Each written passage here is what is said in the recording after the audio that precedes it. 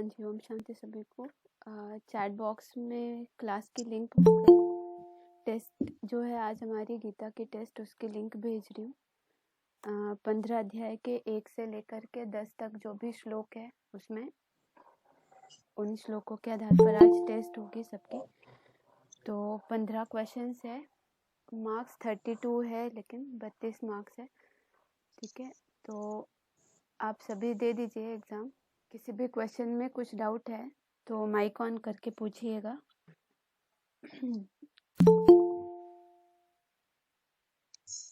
ठीक है, बाकी पेपर माताजी भेज देंगे सबको। मार्क्स बता रही हूँ मैं सभी के, जो सबमिट करना बाकी है अभी सबमिट करिए उसको, फिर लेट हो जाता है इसलिए मैं अभी मार्क्स बता रही हूँ। अभी थोड़ी देर में पेपर एंड हो जाता है टाइमिंग, तो 10 मिनट्स में सॉल्व कर दीजिए आप जो बचे है वो। 32 मार्क्स का पेपर था। लक्ष्मी 12 मार्क्स, 32 में से 12 marks. Durga 32 out of 32, very good, first. Bharat 13 marks, 13। सोमलता माताजी 30 मार्क्स, 30। तनु माताजी 26 मार्क्स, 26। रीना पटवारी माताजी 26 मार्क्स, 26। एकलव्य भाई जी 24 मार्क्स, 24। स्वाति माताजी 28 मार्क्स, 28 मार्क्स। कंचन बाला माताजी 28 मार्क्स, 28। बीबीके सूर्यवंशी माताजी 28 मार्क्स, 28 मार्क्स। कृष्णा नेगी माताजी 24, 24 मार्क्स। सीता माताजी 22 मार्क्स, 22। उषा माताजी 17 मार्क्स, 17 मार्क्स। हिमांगिनी माताजी 23 मार्क्स, 23।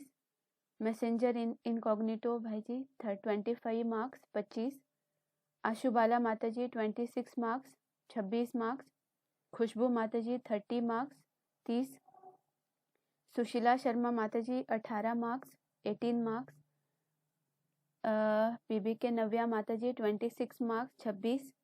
ध्रुव भाई जी 23 मार्क्स, 23 मार्क्स। झांसी माताजी 28 मार्क्स, 28 मार्क्स।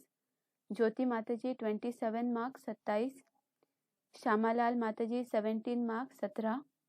कमल भाई जी 19 मार्क्स, 19 मार्क्स। संतोषी माताजी 24 मार्क्स, 24। आदिति माताजी 27 मार्क्स, 27 मार्क्स। बीबी के पद्मा माताजी 20 मार्क्स, 20। शत्रुपा बहन जी 30 मार्क्स, 30 मार्क्स। बीबी के सीता माताजी 18 मार्क्स, 18। ममानी बहन 26 मार्क्स, 26। अंजू शर्मा माताजी 28 मार्क्स, 28 मार्क्स। दर्श माताजी 26 मार्क्स, 26।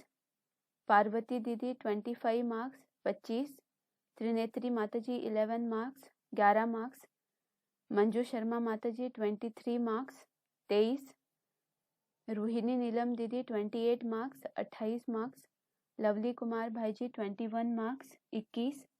मुक्ति माताजी 22 मार्क्स, 22 मार्क्स। और सुमति माताजी 21 मार्क्स, 21। दीपांजलि माताजी 15 मार्क्स, 15 मार्क्स। ठीक है, टोटल 40 रिस्पॉन्सेस है और भी 10 रिस्पॉन्सेस बचे आने के लिए, तो सबमिट करिए उसको अभी। ठीक है, निर्मला माताजी 22 मार्क्स, 22। ठीक है, पेपर देखते हैं। 2 नंबर जो क्वेश्चन है ना, हाँ जी तो माता, उसका पूरा स्क्रीन में नहीं आया था, तो समझ भी नहीं आई अभी और वो बताती हूँ। देख भी नहीं पा रहे थे। अच्छा माता जी, वो हाँ नया था क्वेश्चन, लेकिन इजी है। उसके कॉलम्स देखने हैं और उसके क्वेश्चन के अकॉर्डिंग कॉलम को बस आपको सिलेक्ट करना है उसको। ठीक है, वो फ़ोन में थोड़ा अलग से दिख रहा था, ऐसे बड़ा दिख रहा था वो, लेकिन कॉलम तो एक ही कॉलम में था, ऐसे स्प्लिट नहीं हुआ था, लेकिन ठीक है। ठीक है, मैंने साइड में ये राइट साइड में हाँ आए वो, नहीं हाँ उसको थोड़ा सा इधर खींचना पड़ेगा ऐसे। ठीक है, स्क्रीन थोड़ा सा खींचना ठीक है। पड़ेगा। हाँ जी, मैं ठीक है, बताती हूँ, समझ अभी गई। अभी डिस्कस करते हैं और कैसे सॉल्व करना है मैं एक बार बताऊंगी। हाँ जी, ठीक है, तो पेपर देखते हैं अभी। बताइएगा आंसर। क्वेश्चन फर्स्ट था, ऊर्ध्वमूलम अधःशाखम अश्वत्थम प्राहुरव्ययम। यह सृष्टि रूपी अश्वत्थ वृक्ष को अविनाशी बताया है, जिसका जानकार वेदों का ज्ञाता बताया है। यह अश्वत्थ वृक्ष का अर्थ बताने। अश्वत्थ वृक्ष का अर्थ क्या है होता है? अश्वत्थ वृक्ष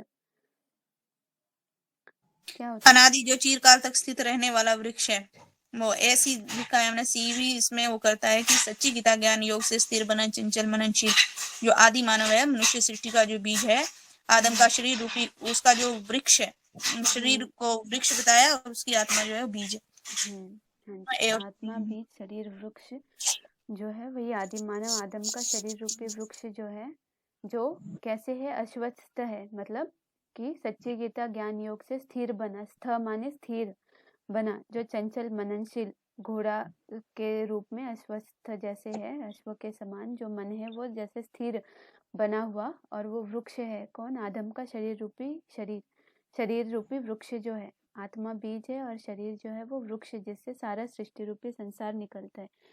ठीक है, कौन सा श्लोक है? फर्स्ट ही श्लोक है अश्वत्थ का, जिसमें अर्थ बताया है।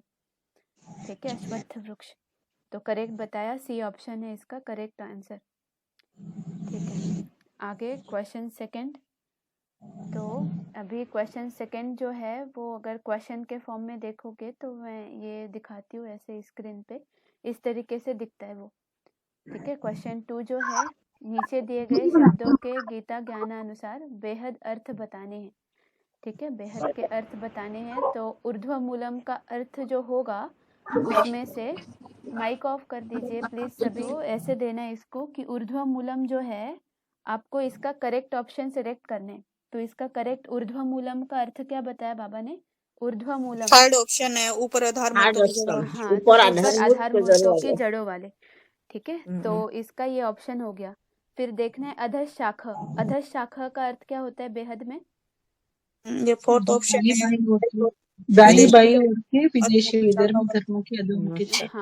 हाँ करेक्ट, अधःशाखा जिसकी शाखाएं नीचे की ओर है। दाई बाई ओर की कौन सी शाखाएं कल्पवृक्ष में दिखाई? जो विदेशी विधर्मी धर्मों की अधोमुखी शाखाएं दिखाई गई है कल्पवृक्ष में।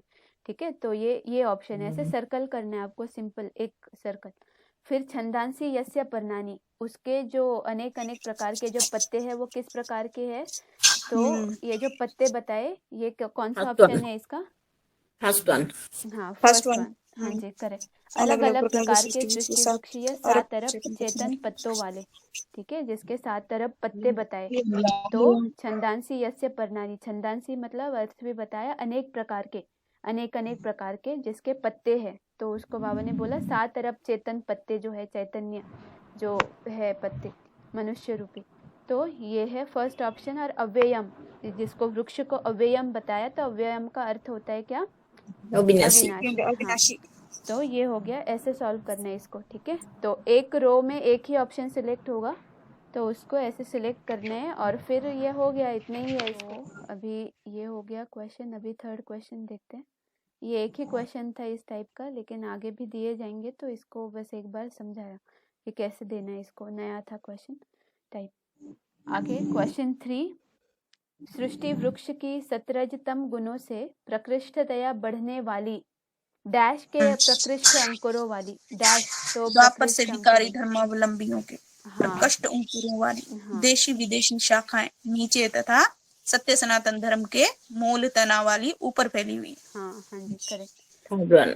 तो जो अंकुर आते वो हैं, थर्ड ऑप्शन। हाँ जी third option third correct. Option is correct. तो इसमें प्रकृष्टतया बढ़ने वाली आगे दिया है, नीचे जाने वाली देशी विदेशी शाखाएं। तो वे कौन सी है? द्वापर से विकारी धर्मावलंबियों की जो शाखाएं होती है, वो प्रकृष्ट अंकुरों वाली ऐसी शाखाएं जो है वो नीचे दिखाई गई है।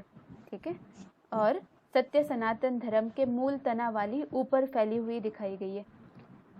ठीक है, तो ये थर्ड ऑप्शन करेक्ट है।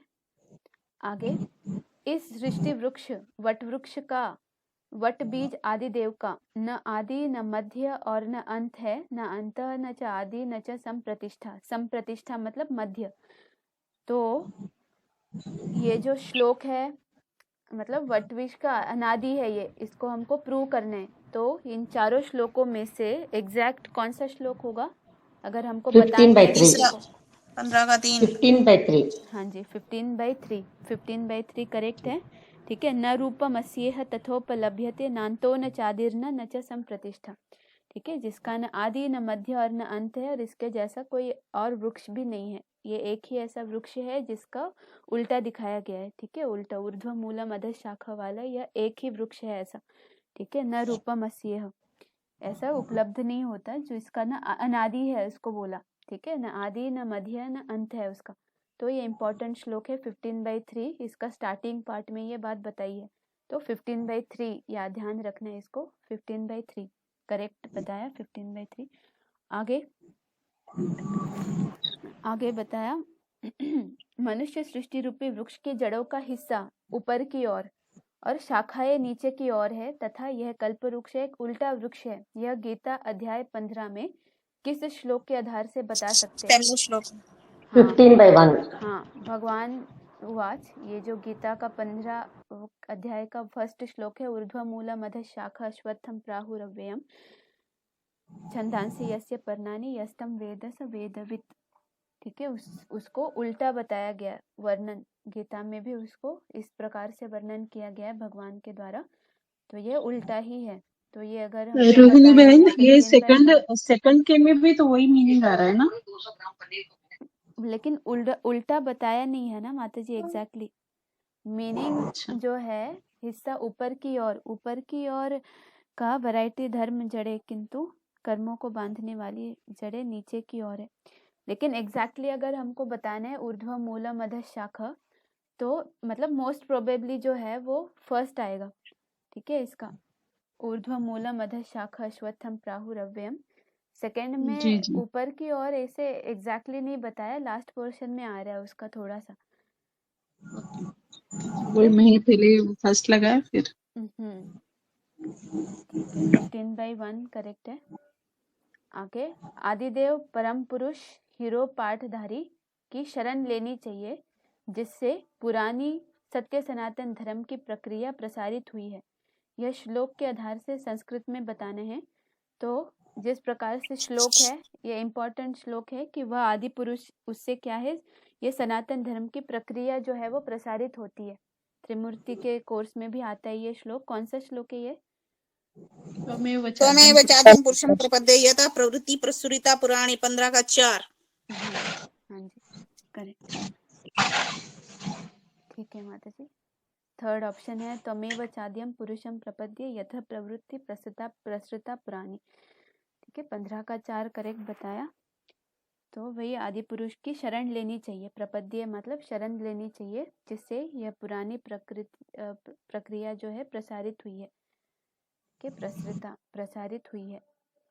आगे खूब पक्की जड़ों वाले सुविरूढ़ मूलम इस कामासक्त चंचल मन रूपी अश्व की स्थिरता हेतु पुरुषोत्तम संगम में क्या करने की श्रीमत शिव बाबा द्वारा अध्याय 15:3-4 में बताई गई है।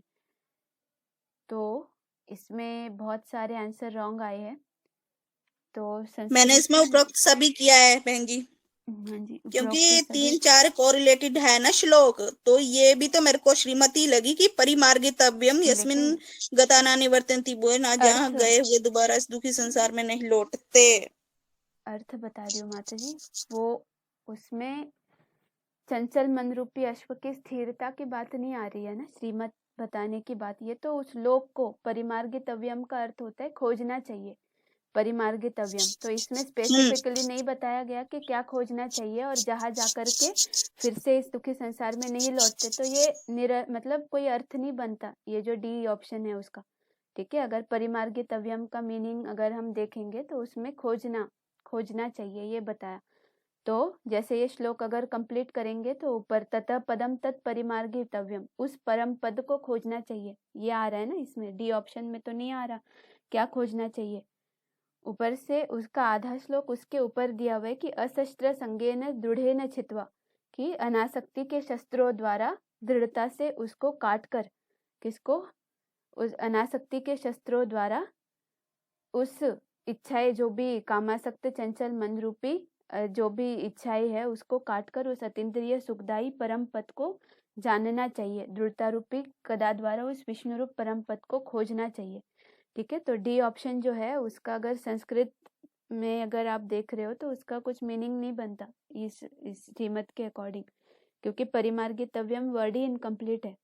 ठीक है, क्रियापद है ये, लेकिन हमने खोजना तो चाहिए। श्लोक के हिसाब से ले लिया ना इसको, श्लोक श्लोक क्या से एक्चुअली श्लोक के बहन हिसाब जी से ले लिया इसको मीनिंग हमने। नहीं ये बनता या उसका 15/3 to 4 बोल के पूछा ना, पूरा 4 में आया ना, इसी नहीं। 15/3 हाँ, to क्योंकि 4 3 में और 4 बताई के गई हिसाब से बोला ना, बताया इसीलिए क्वेश्चन। उपरोक्त सभी लिया मैं भी। करने की श्रीमत अध्याय 15 के 3-4 में बताई, लेकिन श्रीमत उसका मीनिंग देखो ना माता जी, आप मीनिंग कुछ बन ही नहीं रहा तो उसमें श्लोक थोड़ी ना लेना है, श्लोक पूरा थोड़ी ना दिया है उसमें।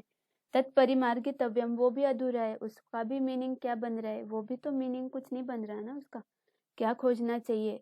ऐसे नहीं कि श्लोक आ रहा है तो वो आ रहा है, उसका मीनिंग भी तो समझना है, कुछ मीनिंग नहीं बन रहा उस बात का। तो हमने इसलिए अपनी डी बुद्धि से ऑप्शन है। समझा इसको कि उस परम पद विष्णु रूप को खोजना चाहिए जहाँ गए हुए नहीं, परम पद विष्णु रूप का उल्लेख ही नहीं आया इसमें। कहाँ आया है स्टार्टिंग में कि तत पदम तत्परिमार्गितव्यम, आया ही नहीं, नहीं है। लेकिन यस्मिन फिर गता न करते थी वो, जहाँ गए हुए मना दोबारा इस दुखी संसार में नहीं लौटते, तो इस करके जहाँ कहा, वो कौन सी यहाँ पे स्पेसिफिकली बताया ही नहीं है ना, परिमार्गितव्यम खोजना चाहिए, नहीं आता कुछ भी मीनिंग। ठीक है, उसमें देखना है मीनिंग क्या बनता है, फिर सॉल्व करना है। ठीक है, आगे सी, तो इसका आएगा ABC 13 क्वेश्चन। ठीक है, ये समझना है इसको। थर्ड ABC करेक्ट ऑप्शन है। अशस्त्र संगेन दृढ़ेन छित्वा तथा पदम तत्परिमार्गितव्यम। तो इसका होता है दृढ़ता रूपी गदा द्वारा, दृढ़ता रूपी गदा द्वारा परम पद को खोजना चाहिए, और ऐसे खोज उसके आधार पर चंचल मन रूपी कामासक्त मन रूपी स्थिरता हो जाएगी। और क्या बोला, अनासक्ति के शस्त्र द्वारा काटकर उस अतीन्द्रिय सुखदायी परम पद को जानना चाहिए। और थर्ड उसका ही संस्कृत है, असंग शस्त्रेण दृढ़ेन छित्वा ततः पदम तत्परिमार्गितव्यम।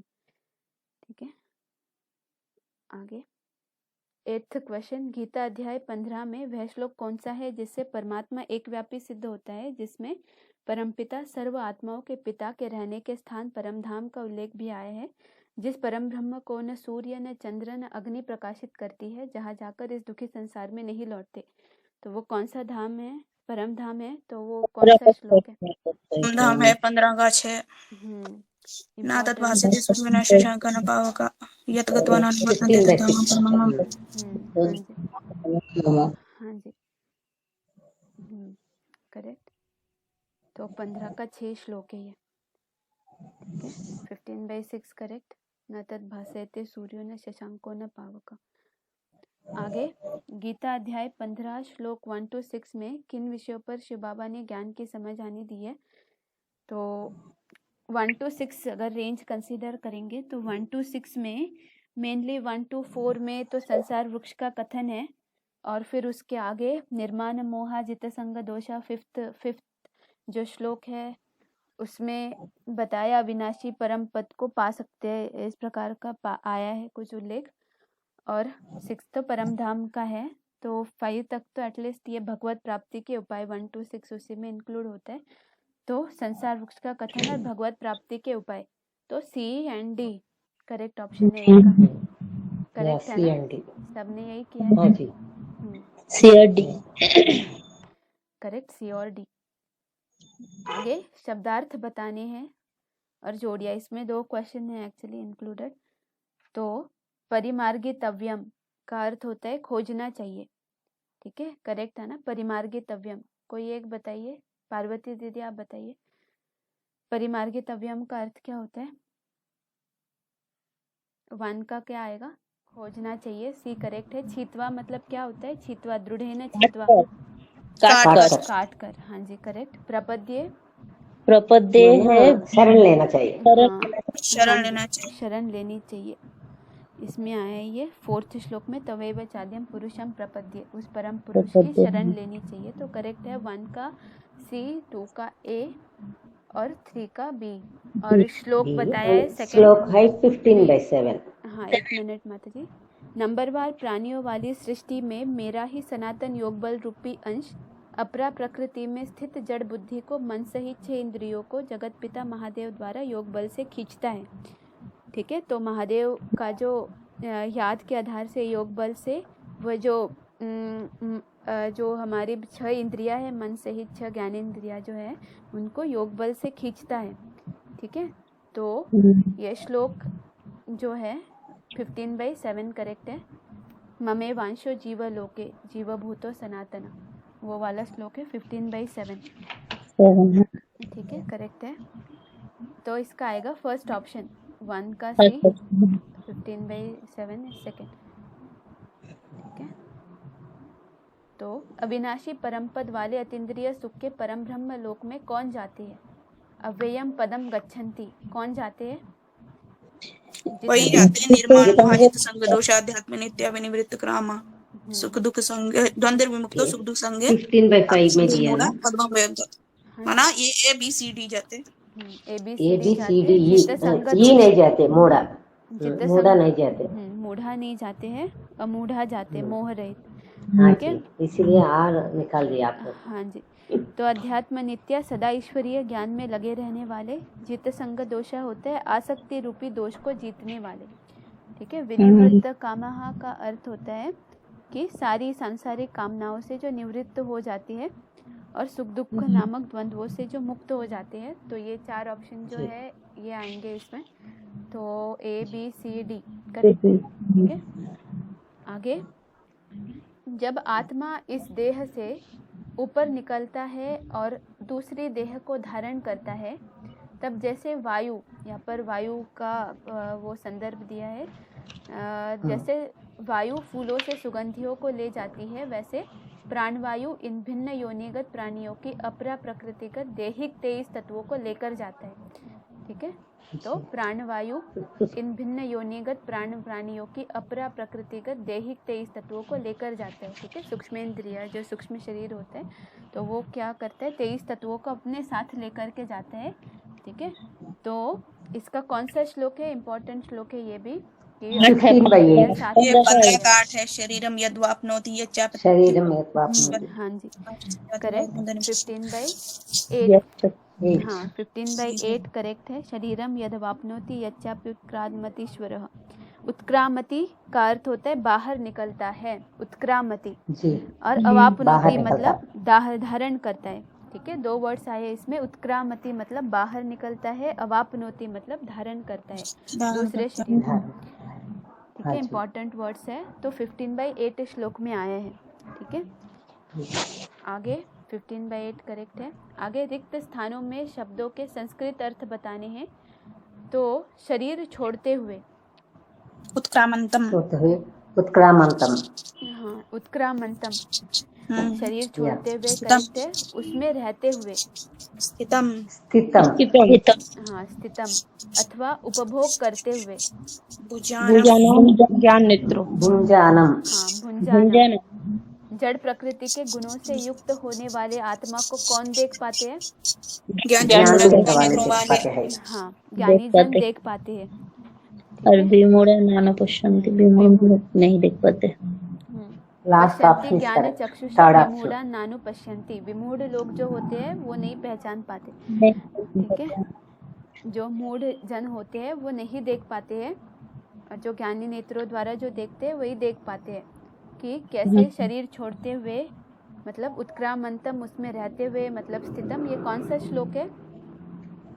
10वां श्लोक है, लास्ट श्लोक, 10वां श्लोक है। उत्क्रामंतम स्थितम वापि भुंजानम व गुणान्वित।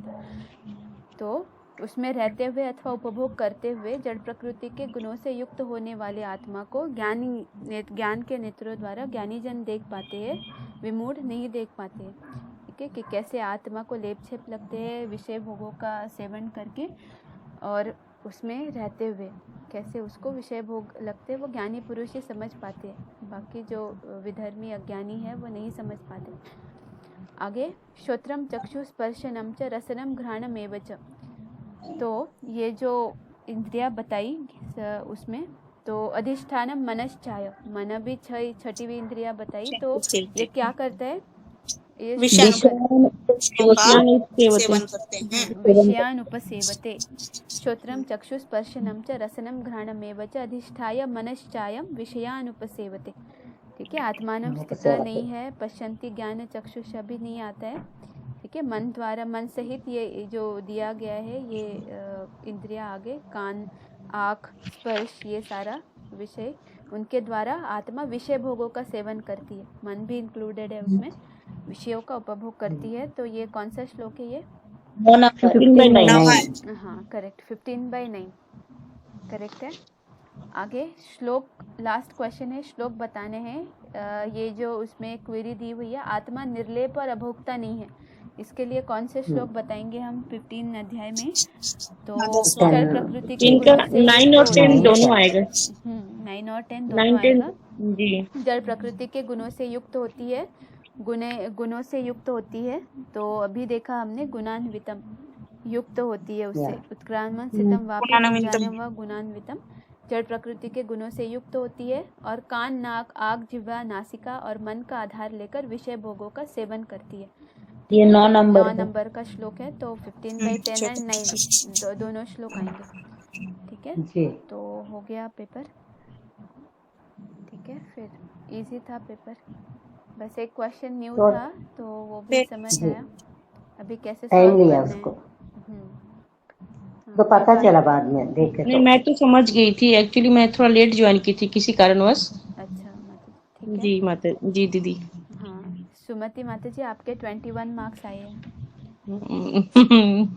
मेरा भी शायद उतना ही होगा दीदी, एक बार चेक करिए। हाँ मैं लास्ट में बता रही हूँ अभी। दीपांजलि माता जी 15 मार्क्स, निर्मल माता जी 22 मार्क्स, अनुसुईया माता जी 15 मार्क्स 15, नक्षत्रा माता जी 26 मार्क्स 26, पीबी के विवस्वत भाई 26 मार्क्स, गीता द्विवेदी माता जी 21 मार्क्स 21, गौरी माता जी 23 मार्क्स।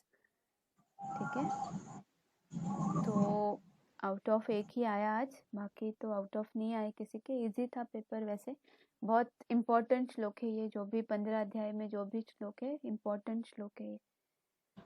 ओम शांति, सभी को रखते हैं क्लास अभी। ओम शांति। ओम शांति दीदी, सभी को ओम शांति।